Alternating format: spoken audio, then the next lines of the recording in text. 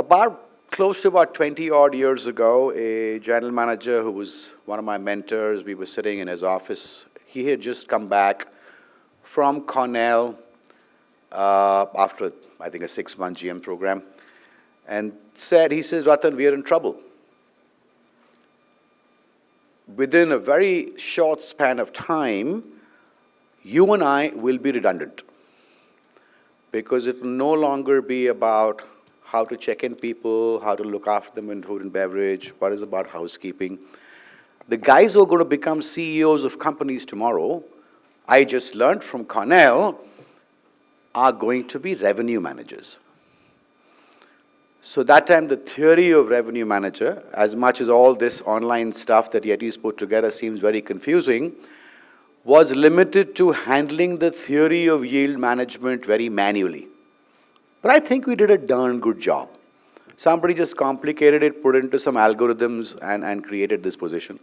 The only part that happened is the expanse of the various verticals and segments that you suddenly had to address became a little bigger. So it became a little bit more difficult with the manual stuff.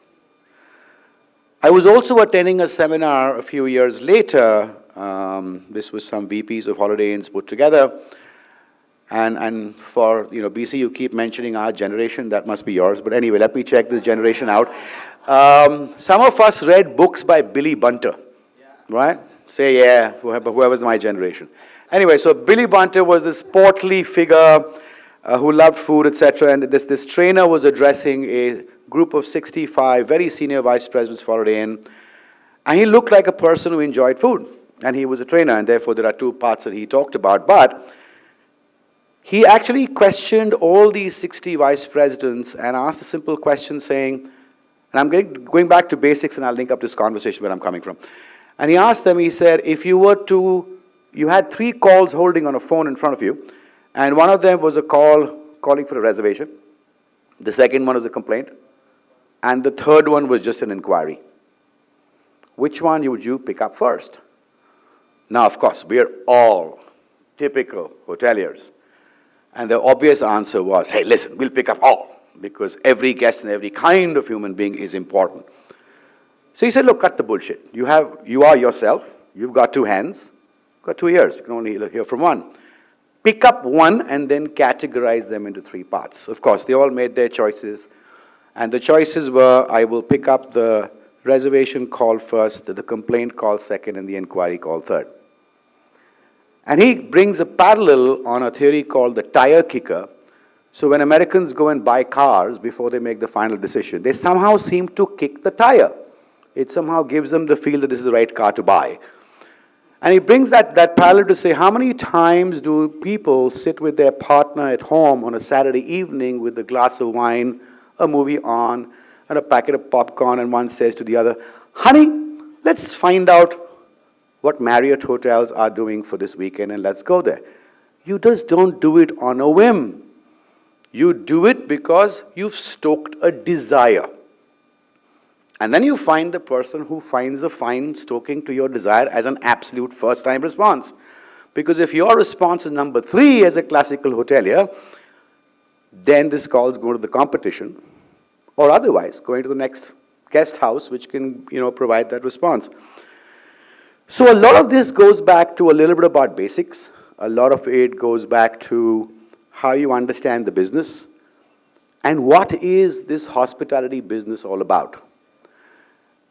Classical hospitality has been driven by everyone's understanding of 4 and maybe more 5-star and 5-star luxury hotels. It's like saying everybody flies business class and there is no other customer that exists.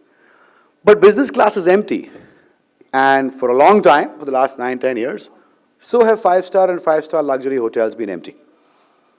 Because that's the same paradigm. The guy who flies economy or goes first class even by the train is obviously going somewhere else.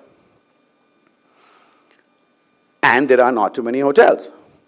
But even these great number of hotels that have opened on us in the last 7-8 years aren't full. So this is funny. So they're not full, we're building more hotels. But nobody seems to find where does the opportunity lie. And so let me piece the lemon tree story in very quick form, and I'll bring it back to what Yeti said, and let's see if we can find a discussion platform together.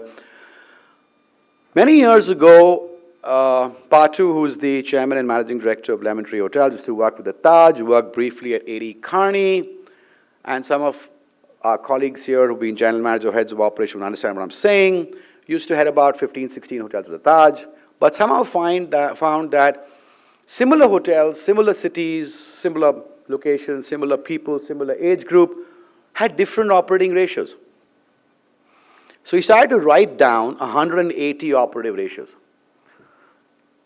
And we all do this, right? We all benchmark it. Naveen Jain sitting here is be damn good at doing this in Oberoi hotels. And then you start to shoot out mails to the second general manager saying, if that guy can do it better, why can't you? But he stretched this argument for himself and said, if I was to pick up just the best benchmark and build a hypothetical hotel on paper, I would make 30% more money. And so he attempted this, being an engineer also by academic background, in a small 50-key hotel in Gurgaon, about 11 years ago. Perfectly timed, great business logic. But the great thing was that even as business evolved, it was a success. The one learning that I think we can give to everybody in the business is, if you have to understand that everything in the hospitality business too, whether luxury or upper upscale, mid-scale or economy, it's about the business of making money, honey. It's not about just providing simple pleasures of life and feeling good about it. It's about understanding that there will be business cycles, as they are in most industries, but somehow we get caught out every time there's an economic crisis, anytime there's a political crisis, or whatever happens, physical. And so you've got to find your way out throughout a business cycle. But somehow the hospitality players, not just in India, but all over the world, seem to forget that we are in the business of making money. We are in the business of articulating and finding out the little sense in the ratios, and how do you stay with it and not go following the Joneses. So every time another hotel puts out a larger buffet, so do we. Anytime somebody gives free transfer, so do we. Because we think that's the business of attracting customers. And then suddenly our models go haywire. So today, for the last 6-7 years, and just like the Vijay Mallya story, and I have to kind of blame him for anything, if there was a situation that the banks could get together, Mandeep and I were talking about recently in Sri Lanka, about 150 hotels would go bust. Because either they have branded the hotels incorrectly, or they have run the hotels off the model of the brand that they're following, or their own model that they're following, because they haven't found a self-sustaining way to hold fort when the cycle is going to be bad, or when suddenly supply is going to catch up because business has been good before. Because you will make money at the high zones, but you could really bleed when it's low.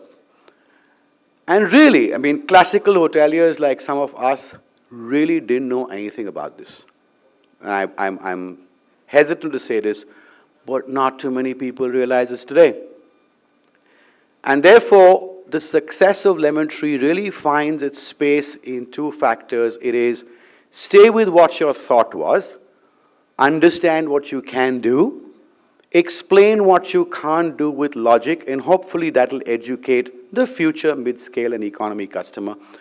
But don't go shifting out by chasing every model that you can find so that you can be perceived to be the best for every segment. It is not going to happen.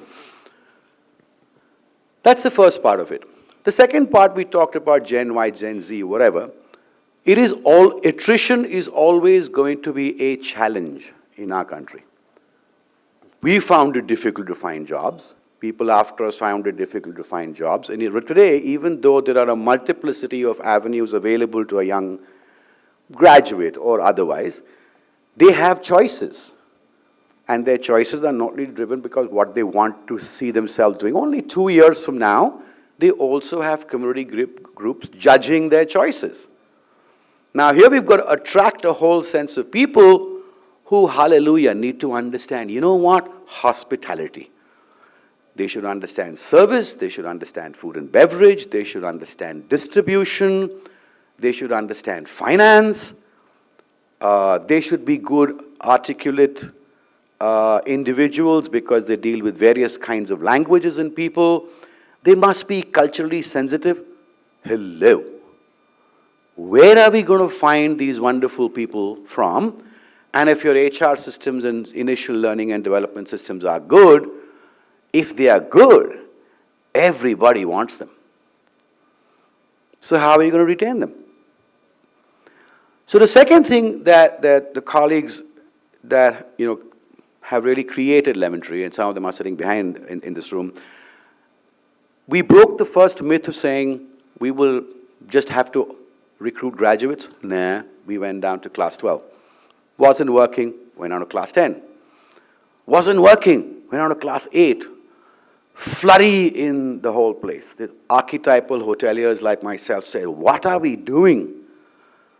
How can we recruit such people? This is not our model. They need to deal with our customers.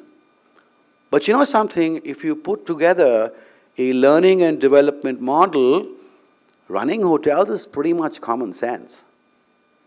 It's like running your home. And who's running your home truly today? Your maid and your driver, not you. So if they can do this complex job of running your home, why the hell are we so hesitant to drop this profile? Because that's the profile that doesn't know which jobs are available, what's good for them, what could they do better. They haven't had education. So that's the second step that Lemon Tree did, is that we dropped our levels, and today we are down to a point where for a certain number of jobs, we actually hire people who probably just had primary education. And our thought is, we will train them. We will train them in speaking skills, we will train them a little bit on the systems, level them up, help them grow, they will learn, and even if they do work for us a couple of years, and they move on to something better, coming back to us feeling that we are more Indian than the others, is we would have done them, we would have created some value in their lives. Because if nothing else, those people would never have been employable 2 years earlier. If they live with us, they grow with us, we are happy to keep them there and help them grow. We make no bones about the fact that a fourth class pass individual can be a departmental head tomorrow. But if they do leave, we have created value for a citizen who, because of the input and because of the learning, is now more employable potentially than a school leaving or a graduate. So a fair amount of effort goes into that, and I see Serena sitting at the back. Serena, stand up. Serena is one of the most wonderful people that we've got. She's a corporate housekeeper. Please give her a great hand. She's a stalwart in our company in dealing with this category of people. She's created some wonderful supervisors that do that. The third part, which came actually as just something that fell into our plate. A few years ago, some friends or Patu wrote to him about a speech and hearing individual, and to just make that person happy, the speech and hearing impaired individual was recruited. And about 2 months later, the parents of the person came back, tears in their eyes, with a card to Patu to say, you know something, you just made the biggest difference in the lives of my son, because he just got married.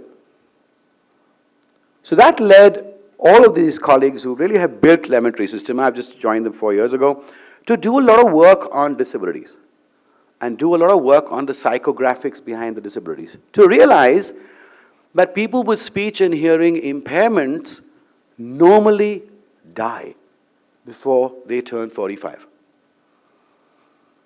This lack of self-esteem, the frustration, drives them partially into dementia and drives them to early death. It's a fact. There are millions of people just in the speech and hearing impaired category that fall on that bit. But if you raise their level of self-esteem by providing them a direction and a value for themselves, they can live as long as most human beings do, which is post 60, post 70. They can have families, and they can have kids, And this is not genetic, and therefore creates a whole pride around what they achieve. This is where the second part came from in keeping speech and hearing impaired employees in our system. Classically, as we are all a little worried, we didn't put them in front of the house. But today, about 14 to 15% of our employees have a disability or the other. We've expanded this beyond speech and hearing disabilities to kids with Down syndrome, people with orthopedic challenges. And just going back to what I said about primary education, we said we will have a category that we call socially and economically impaired, which could be orphans, which could be widows. Because going back to what I said, most jobs in the hotel are not very complex. And more, like Yeti said, if the more technical parts of life are going to be done at the back end through technology, your front end just needs great aptitude, a desire to serve, and a little bit of direction through education. So coming back to Sarish's question, if I could tell the audience what we are happy, forget the financial numbers, forget the fact that we do reasonably well financially. I think the success has been to understand, and coming back to what your question was, Yeti, what is our business model? What can we afford best to do? Who do we wish to be? And we can't be everything to everybody, because that will require too much of investment. And therefore, drive yourself to find success through that model without suddenly start to differentiate. I'm an economy hotel, let me put a bar also in a pool also, because that's what the customer wants it. Economically, you will break what you're doing. And the second piece is to create a learning development career path of a greater variety of people, whether it's primary education, whether it's disabled and opportunity challenged people, or even the people who joined us purely at the beginning as a front office assistant or a housekeeping assistant. So Sarina, how many EAMs, resident managers, and GMs have you produced in just the last 9 years, who actually joined Sarina's department as assistants maybe 4 or 5 years ago? How many have you created?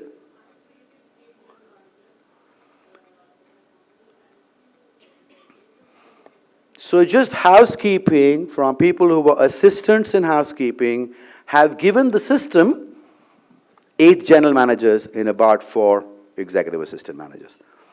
And it surprises people that about 85% of our number ones and number twos in each department or GMs actually joined the company not very long ago, 7, 8 years ago, and today head hotels that could have a top line of anything between 14 to 20 crores rupees. And they do a fine job. And they are creating and perpetuating this wonderful culture of teaching others to grow the way they grew. And it's not competitive. So my last point to everybody is that none of us, because our lives are going to get very complicated as we go along, none of us will be able to figure out how to do all these pieces. So I would actually say to all hotelier colleagues here, if you're good at something, then be a coach and a mentor for the people who seek it from you. If you're not good at something, then find an outsource model, or find some coaches and mentors who can at least teach you the theory of all things. And it's not just about the internet. Because our world is going to get very complex between customer choices, employee choices, customer motivation, employee motivation, verticals, distribution. Can we be business leaders without not having pitched, sensed, touched all these? But hey, you can't learn them all. So find the fact that tomorrow's businesses and hotels are going to be run a lot virtually, but they're still going to find place as businesses and not just as luxury experiences. And I hope you can find that way for yourself. Thank you very much.